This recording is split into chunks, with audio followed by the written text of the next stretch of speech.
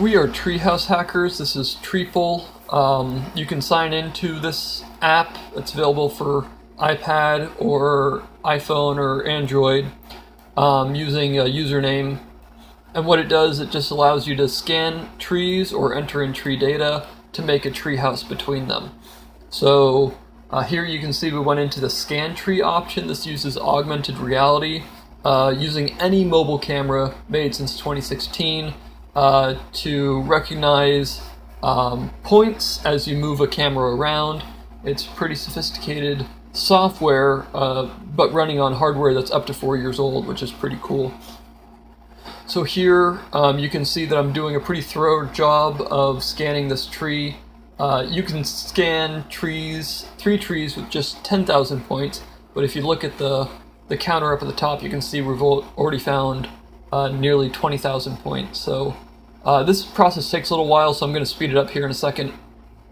But you can see as I'm scanning these elements that it does a fairly good job of keeping the tracking, and any noise that occurs won't necessarily interfere with the point fitting for determining the tree radius in the next step. So once you scan the 3 trees, you press the Finish Scanning button.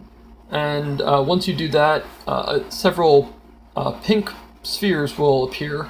That just happened. And when you click on one of those pink spheres, the 3 dots at the top will then start to incrementally turn white. So what that means is just registering the tree that you clicked on. So I'm walking over to the second tree here, finding a point, clicking on it, and then now moving to the 3rd tree. So this tree lost its registration a little bit.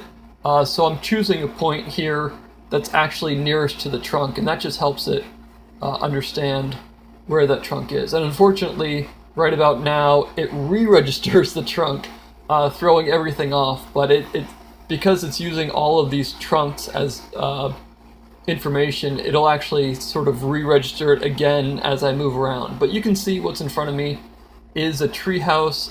It was meant to be designed for trees that are spaced somewhere between 8 to 15 feet apart. These trees are far beyond that limit, but unfortunately just the closest trees I could find around me. You can see it just registered a little bit better there, and it'll correct itself one more time shortly. So yeah, the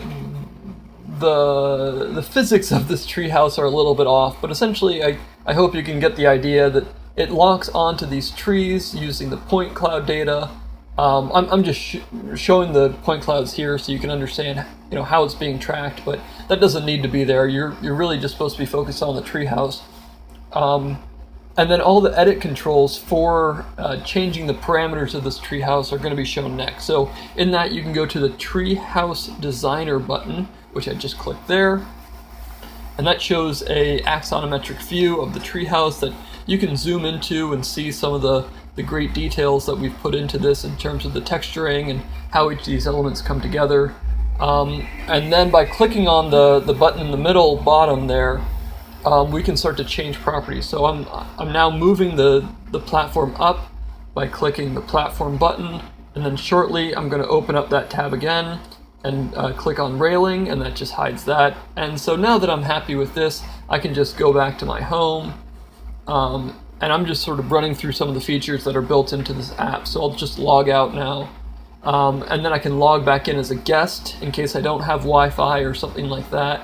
And here I'm entering design mode. So if you don't want to scan trees, or you're not in a place that you can scan trees, you can just enter in any of your tree data here. So it shows a little graphic at the top at what sort of information it wants. And again, it'll just show a very similar graphic to what we saw in the previous design mode. So here, something neat is that we can actually view what steps we need, and it knows all the parameters of your trees. So yeah, that's pretty much it. Thanks.